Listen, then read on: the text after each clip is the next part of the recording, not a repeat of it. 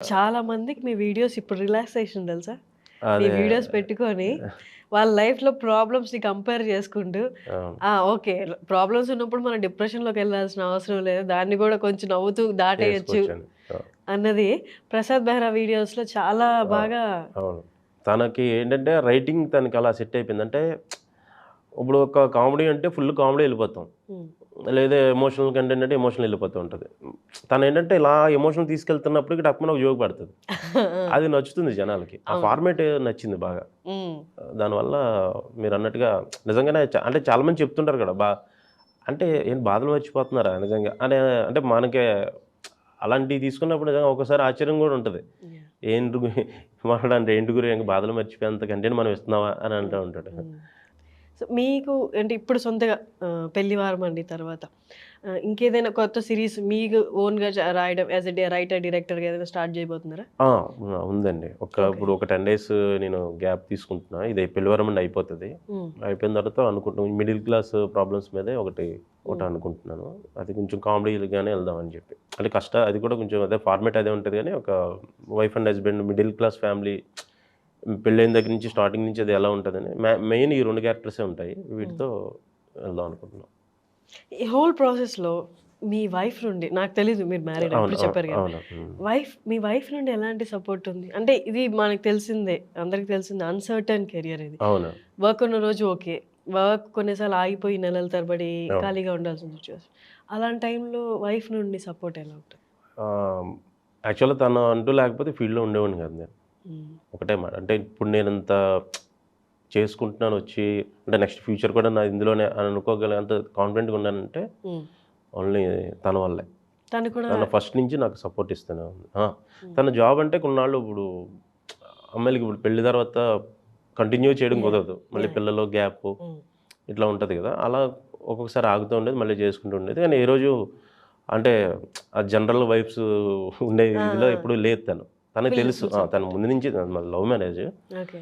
నాకు ఇంట్రెస్ట్ అని తనకు తెలుసు ముందు నుంచి. తనే సపోర్ట్ చేస్తుంటది. ఫుల్ ఇప్పుడు సపోర్ట్ తను. ఇన్ఫోసిస్‌లో చేస్తుంది తను. ఓహ్! నైస్. నైస్. సో, ఫైనాన్షియల్‌గా గానీ, ఇంకా ఏ రకంగా కూడా తను నాకు ఫుల్‌గా సపోర్ట్‌గా ఉంటది. మోరల్‌గా గానీ, హ్మ్. ఎప్పుడూ గమ్మున డౌన్ అవ్వనివ్వదు. హ్మ్. హ్మ్. అంతే చెప్తా అది ఇంక లక్ అనుకోవాలి అంతే. నాకేదైనా కొంచెం దేవుడు అదృష్టం ఇచ్చాడంటే, హ్మ్. కొంచెం కాదు ఎక్కువ అదృష్టం ఇచ్చాడంటే తన రూపంలోనే అనుకుంటాను నేను. అమేజింగ్. అంటే ఈవెన్ పేరెంట్స్ కూడా అంటే పేరెంట్స్ అంటే వాళ్ళకి భయం ఉంటది. వాళ్ళు హ్మ్. ఏమైపోతాడు ఏంటనే భయం మీద వాళ్ళు కూడా యాక్సెప్ట్ చేయరు. హ్మ్. తను ఆ రెస్పాన్సిబిలిటీ కూడా తిను తీసేసుకుంది. ఓకే. ఆ టెన్షన్ నువ్వు పెట్టుకోకు. హ్మ్. నేను ఎంత తీసుకొస్తే అంత ప్రాబ్లమ్ ఏం లేదు. హ్మ్. అంటే తను జాబ్ చేస్తున్నప్పుడే కాదు, లేనప్పుడు కూడా అలాగే ఉంది. అంత సపోర్ట్ ఉంటే మనకి వర్క్ కూడా ఎక్కువ కాన్సంట్రేట్ చేసి చేయొచ్చు. మిగతా అవునండి. ఏమి అవును. ఆలోచించకుండా. ఖచ్చితంగా. అదే నాకెప్పుడు తనని మానిపించేద్దామా అన్నట్టుంటది. అంటే హ్మ్. తను రిలాక్స్‌డ్‌గా ఉండాలి అన్నట్టుంటది. యాహ్! యాహ్! ఇంక చూడాలి. ఇండస్ట్రీ నుండి ఎవరైనా కాల్ చేసి మీ వర్క్‌ని స్పెసిఫిక్‌గా డిస్క్రైబ్ చేస్తూ బావుంది అని చెప్పిన సిట్యుయేషన్స్ ఉన్నాయా ఇండస్ట్రీ నుండి? చాలామందండి. హ్మ్. చాలామంది 'నావికా ఫ్యాక్టరీ' టైమ్‌లో ఉన్నాయి. అప్పుడే 'తరుణ్ భాస్కర్' గాని, హ్మ్. 'తరుణ్ భాస్కర్' గారు, తర్వాత 'హర్షవర్ధన్' గారు ఉన్నారు కదా! హ్మ్. ఇప్పుడు 'మాయమచ్చింద్ర' అవును. ఆ! 'పవన్ సాధినేని' గారు. హ్మ్. మా కంటెంట్ 'ఆర్‌జీవి' గారు, లేపోతే మనం 'సుకుమార్' గారు వీళ్ళు కూడా ట్వీట్ చేశారు. హ్మ్. ఆ టీమ్ కూడా చాలా మంచి టీమ్ అండి. 'నావికా ఫ్యాక్టరీ' టీము. ఓకే. చాలా క్రియేటివ్‌గా ఉండేవాళ్ళం అందరూ కూడా. అన్ని ఏజ్ గ్రూప్స్ ఉండేవి. హ్మ్. అందరి థాట్స్ అంటే ఒక్కొక్కళ్ళు ఒక 'టీవీఎఫ్' బాగా ఇన్‌స్పిరేషన్ మాకు ఆ టైంలో. ఓకే. అందరూ షార్ట్ ఫిల్మ్స్ చేస్తున్నారు గదా! హ్మ్. మనం షార్ట్ ఫిల్మ్స్ కాకుండా ఏదైనా టీవీఎఫ్‌లోనే గదా! నవీన్ పోలిశెట్టి గూడా చేసింది. అవును. నా అక్కడి నుంచి. టీవీఎఫ్‌లోనే గదా! యాహ్! ఆ! అందరూ షార్ట్ ఫిల్మ్ కంటెంట్ జేస్తున్నారు. మనం కొంచెం టీవీఎఫ్‌లో 'అర్నబ్ గోస్వామిని' ఇమిటేట్ జేశాడు. హ్మ్. ఆ టైంకి 'సల్మాన్ ఖాన్‌ది' ఏదో 'బాయ్ హో' అని ఒకటి వీడియో ఇవన్నీ వచ్చేవన్నమాట. హ్మ్. అరే! ఇలా మనం ఎందుకు క్రేజీగా చేయకూడదు తెలుగులో అని జెప్పేసి ఆహ్, అలా మాట్లాడుకున్నప్పుడు వచ్చిందే అది మీరు చూసిన 'ఆర్‌కేఎస్ బుఫ్' వీడియో అట్లా. హ్మ్. అలా స్టార్ట్ చేసామది. ఆ! ఆ టీమ్ గూడా అంతా బాగుండేవారు అంతా గూడా. యాహ్! యాహ్! ఇప్పుడు అందరూ ఫీల్డ్‌లోనే మాక్సిమం ఉన్నారు. హ్మ్. బట్ ఏంటంటే వాళ్ళకి కంపల్సరీ ఎర్నింగ్ చేయాలనే ఇదిలో లేరు. ఇంకా పేరెంట్స్ ఇదిలో ఉండడం వల్ల వాళ్ళు నాకేంటంటే ఎర్నింగ్ మనం ఆపకూడదు గదా! అందుకని హ్మ్. హ్మ్. యూట్యూబ్‌లో నేను కంటిన్యూ అవుతున్నా. మిగతా వాళ్ళు యూట్యూబ్ అంతా కూడా ఆపేసి వాళ్ళు ఎవరికాళ్ళు సినిమాల్లోనే ఉన్నారు గానీ, ఎదరికి ఇంకా ఎవరు రాలా. హ్మ్. ఒకళ్ళు మ్యూజిక్‌లో ఉన్నారు. కౌశిక్ తను మాత్రం ఆల్రెడీ మూవీస్‌లో జేస్తున్నాడు హ్మ్. హీరోగా. హ్మ్. 2, 3 సినిమాలు రిలీజ్ అయినాయి. ఇంకా మిగతా వాళ్ళు కూడా రైటింగ్ డైరెక్షన్ ఛాన్సర్లు అలా ఉన్నారన్నమాట టీం.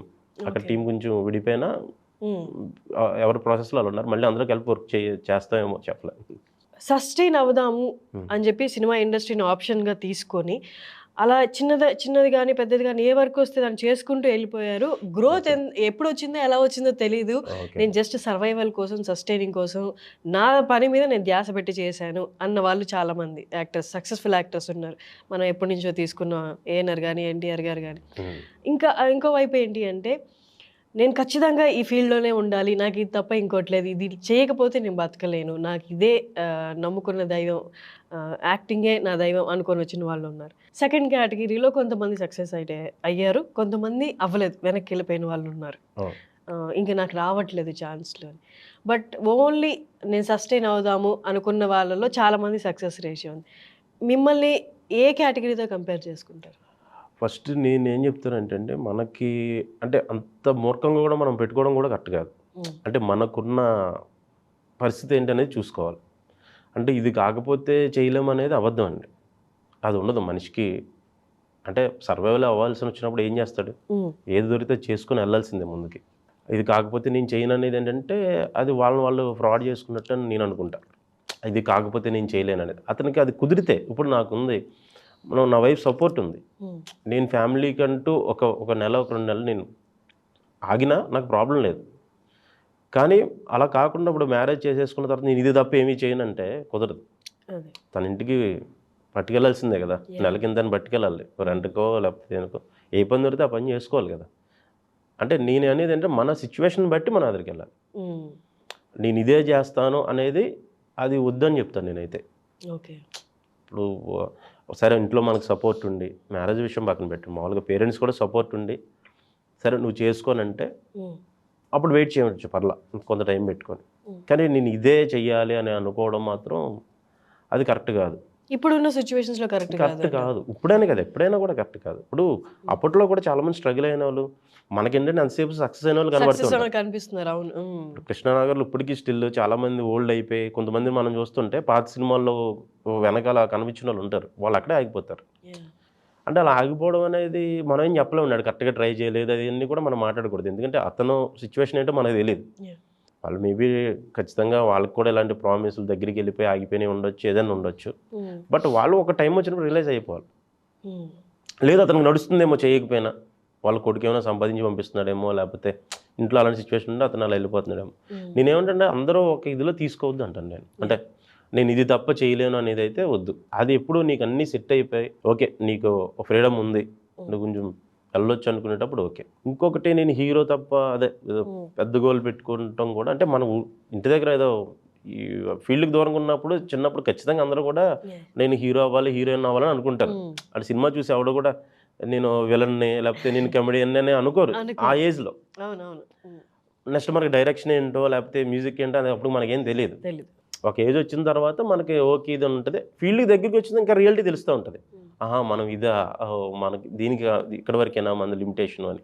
అంటే కొంతమంది ఉంటారు మరి గుర్రానికి ఇది కట్టినట్టుగా సైడ్ ఏం పట్టించుకోకుండా ఎవరేం చెప్పినా లేకపోతే ఆడికి ఒక హీరో ఫీలింగ్లో అలా వెళ్ళిపోయిన వాళ్ళు కూడా సక్సెస్ అయిపోయి కూడా ఉంటారు చాలా మంది.